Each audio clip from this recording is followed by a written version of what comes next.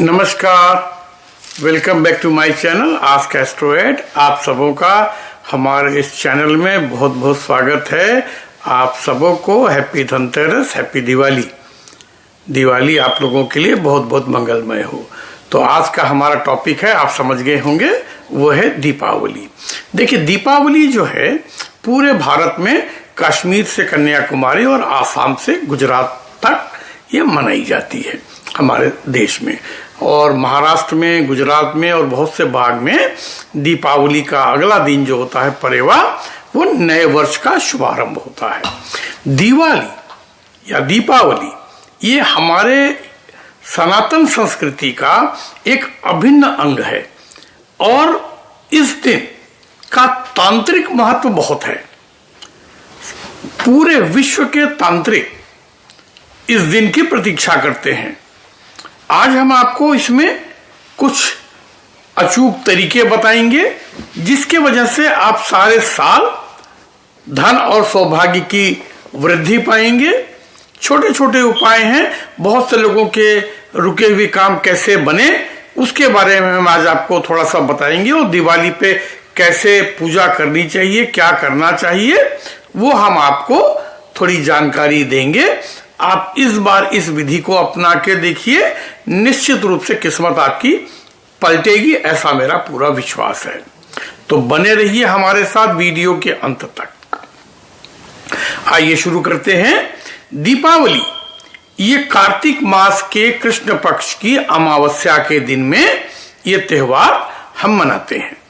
अब कार्तिक पक्ष की जो अमावस्या होती है ये तांत्रिक दृष्टि से बहुत ही अचूक मानी गई है और दुनिया भर के लोग आज के दिन की प्रतीक्षा करते हैं, जिन्हें अपना कोई मंत्र सिद्ध करना हो, कोई सिद्धि प्राप्त करनी हो, तंत्र क्रिया को करना हो या उसमें पारंगत हासिल करना हो, प्राप्त करना हो, तो ये आज का दिन ये बहुत ही महत्वपूर्ण होता है दिवाली की रात का।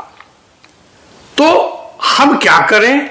देखिए, कुछ चीजें दीपावली पे आवश्यक हैं, जैसे मूर्ति या फोटो, हम इसकी पूजा कर सकते हैं।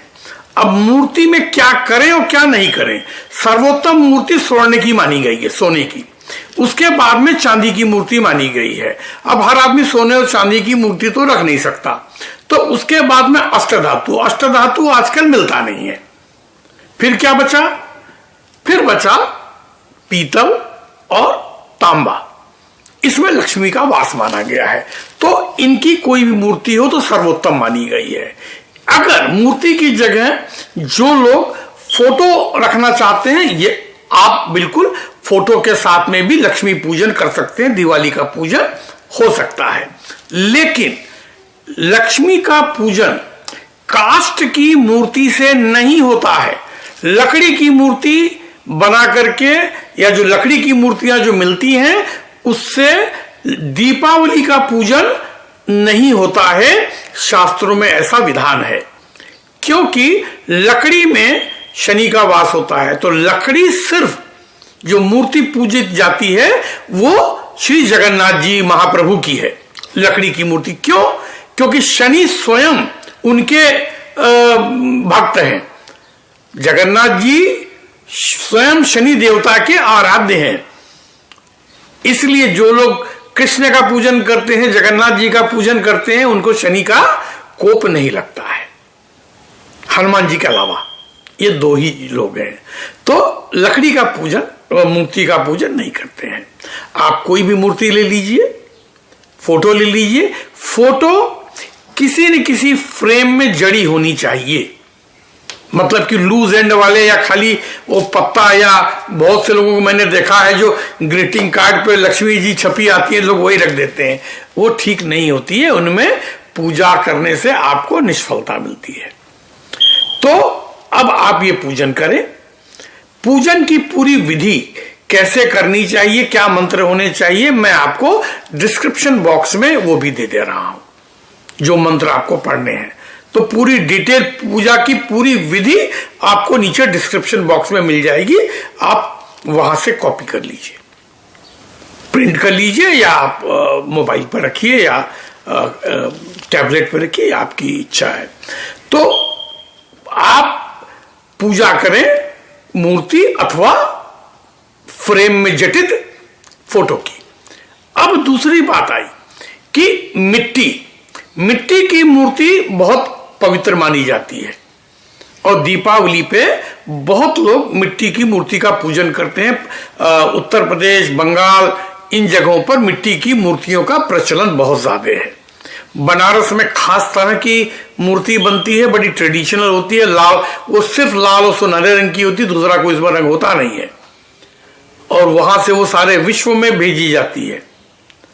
तो वो मूर्ति बहुत ही ट्रेडिशनल तरह की होती है, तो आप उसका पूजन कर सकते हैं। मिट्टी की जब आप प्रतिमा बैठाते हैं या प्राण प्रतिष्ठा करते हैं तो उसमें एक चीज ध्यान रखने का है। मिट्टी की जो प्रतिमा होती है उसका जो ड्यूरेशन है, जो उसका समय काल है, वो मात्र 1 वर्ष होता है, इस दिवाली से उस दिवाली तक। क्योंकि दिवाली के इस दिवाली पर पूजन करने के बाद अगली दिवाली पर आपको उसको विसर्जित करना ही होता है, नहीं तो वो निगेटिव फल देती है। इसलिए मिट्टी की मूर्ति आप कर सकते हैं, शुद्ध भी मानी गई है, लेकिन वो 1 साल से ऊपर नहीं रखा जाता है। बहुत से लोगों को देखते हैं वही मूर्ति को दोबारा तिबारा करते हैं, तो ऐसा न करें तो आपको ज्यादा फल मिलेगा। इसीलिए शायद उन लोगों को उतना फल नहीं मिलता है जो आपको मिलना चाहिए। हाँ, धातु की मूर्ति, पत्थर की मूर्ति, संगमरमर की मूर्ति, ये इन मूर्तियों को आप बार बार इस्तेमाल कर सकते हैं, उसमें कोई दोष नहीं माना गया है। अब पूजा जब भी हम करते हैं तो पूजा के जो 4 चरण होते हैं वो मैंने आपको डिस्क्रिप्शन बॉक्स में दे दिया है। सबसे पहले जब हम पूजा करते हैं तो हम हाथ में जल लेकर के हरि ओम अपवित्र पवित्रो व सर्वावस्थां गतोपि व यस्मरेद पुंडरीकाक्षं सवायाभ्याम तरशुचि, ये करके हम जल का आचमन करते हैं। उसके बाद हम जल चारों ओर छिड़कते हैं और ये होता है भूमि शुद्धि। इसके बाद में जो दूसरा अंग आता है वो घंटी बजा करके हम चारों ओर से, इसको बोलते हैं दिग्बंध, ताकि हम अपना चारों कोना, जो पूजा का स्थान है, जो पूजा का कर्म है, उसको हम सुरक्षित करने के लिए, ताकि तरह तरह की जो बाधाएं और अज्ञात शक्तियां जो हमारे ऊपर हावी होती हैं, जो कॉस्मिक रेज गलत तरीके से हमारे ऊपर में आकर के अपना निगेटिव प्रभाव डालती है, उनको दूर करने के लिए हम ये जो करते हैं, तो इसको हम बोलते हैं दिग्बंध। इसके बाद में आपको सबसे पहले नवग्रह की पूजा करनी चाहिए, क्योंकि किसी भी पूजा में नवग्रह की पूजा सबसे पहले होती है और नवग्रह में सबसे पहले सूर्य की पूजा होती है। सूर्य की पूजा के लिए सूर्य का मंत्र जो है, आप चाहे पूरा उसका स्रोत पढ़ लीजिए, चाहे आप एक मंत्र ओम ह्रीं गणिं सूर्याय नमः, ओम सूं सूर्याय नमः, आप कुछ भी पढ़ सकते हैं। और उसके साथ में आपको एक कपूर जलाना होता है। कपूर जला करके आप जिधर से सूर्य निकलता है उस साइड को दिया दिखा करके आप मंत्र पढ़ सकते हैं। तो उसका जो मंत्र होता है वैदिक मंत्र है, ओम आसत्य रजसा वर्तमानो निवेशन मृतंच हिरण्य येन सविता रथेना देवो ना। तो ये वाला जो मंत्र है आपको यह पूरा पढ़ना चाहिए, या आप कोई छोटा सा मंत्र पढ़ लीजिए, लेकिन सूर्य का मंत्र सबसे पहले। इसके बाद में आपको गणेश के मंत्र पढ़ने चाहिए, वो भी मंत्र मैंने दे दिया है। फिर आप लक्ष्मी के मंत्रों का जाप कर सकते हैं, अथवा आप जो है आप उसको लक्ष्मी के चालीसा का जाप कर सकते हैं, पढ़ सकते हैं। एक बार भी पढ़ना पर्याप्त होगा। इसके बाद में आपको करना क्या है कि आपको जो है विष्णु जी की पूजा, तो वो दोबारा से कपूर जला करके आप विष्णु जी का ध्यान करते हुए, क्योंकि लक्ष्मी की के पति है विष्णु, ये बहुत जरूरी है। और इस पूजन में, नवग्रह के पूजन के साथ में आपको कुबेर का यंत्र स्थापित करना आवश्यक है, क्योंकि लक्ष्मी का पूजन बिना कुबेर के नहीं होता। कुबेर जो है धन के देवता हैं, वो लक्ष्मी जी के अकाउंटेंट हैं, तो पैसा तो अकाउंटेंट साहब नहीं देना है आपको। लक्ष्मी क्या उपासना करेंगे वो ठीक है, जाना तो कुबेर जी के पास पड़ेगा और कुबेर जी आपको पैसा देंगे। तो कुबेर जी का आप मंत्र पढ़ करके, वो भी मंत्र डिस्क्रिप्शन बॉक्स में मैंने दे दिया है।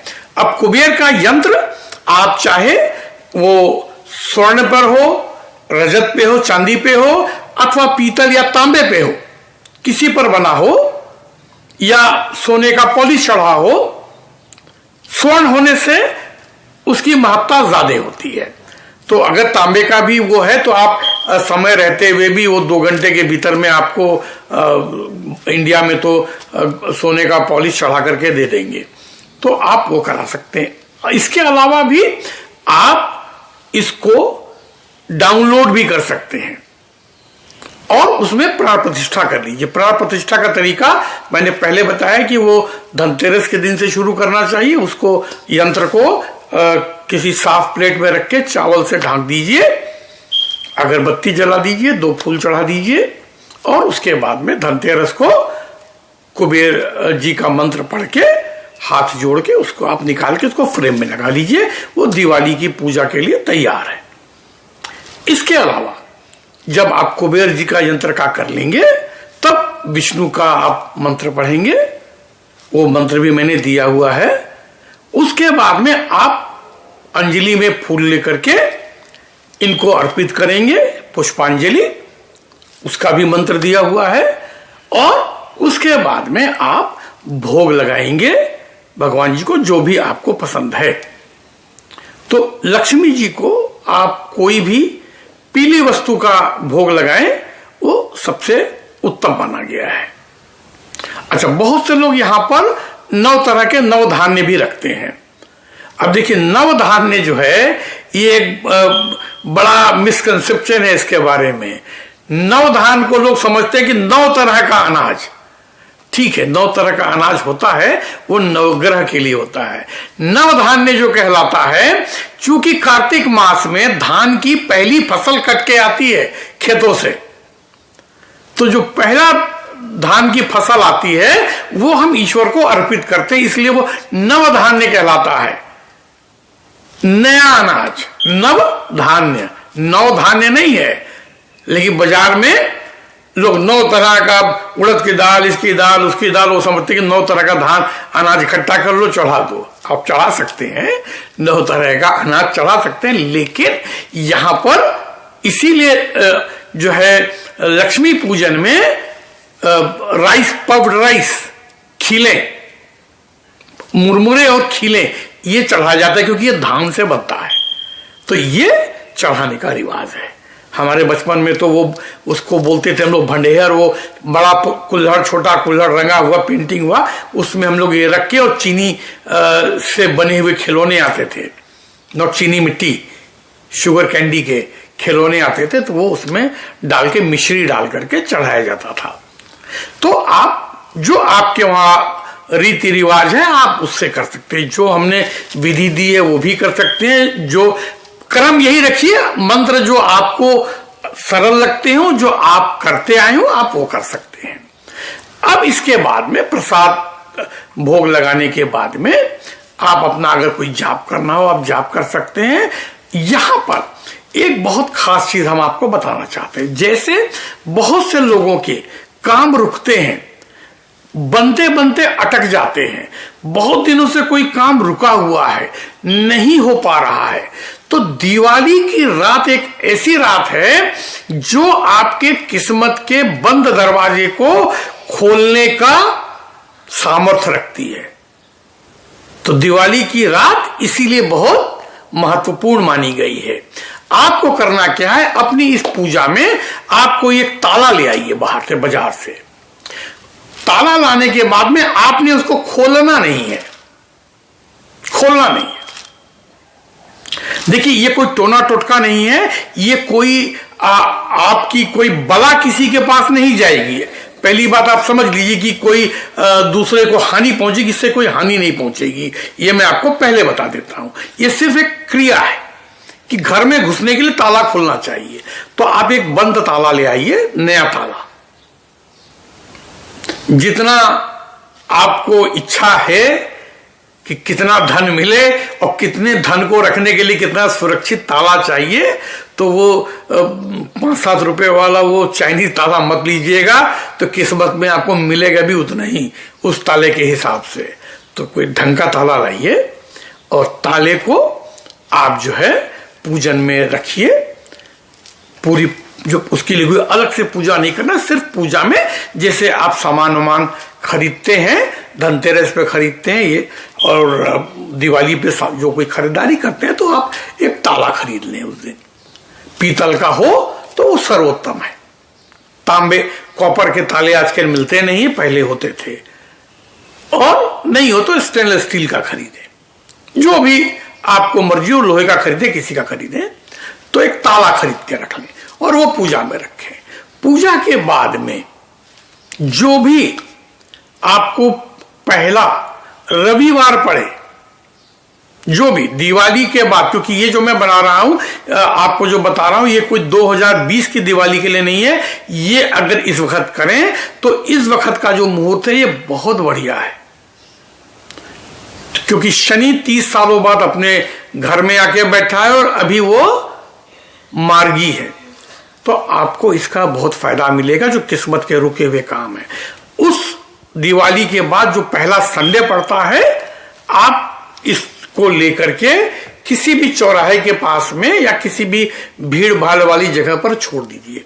ये किसी को कोई नुकसान नहीं पहुंचाएगा। मैं फिर रिपीट कर रहा हूं, ये क्रिया किसी को नुकसान पहुंचाने के लिए या आपकी परेशानी किसी को देने के लिए नहीं है, सिर्फ दूसरे की सहायता लेने के लिए है। अब वो ताला कोई भी व्यक्ति लेके चेक करने के लिए जिस वक्त खोलेगा, वो उसको रखे, उसको फेंक दे, जो मर्जी करे, उसका कुछ नहीं बिगड़ेगा।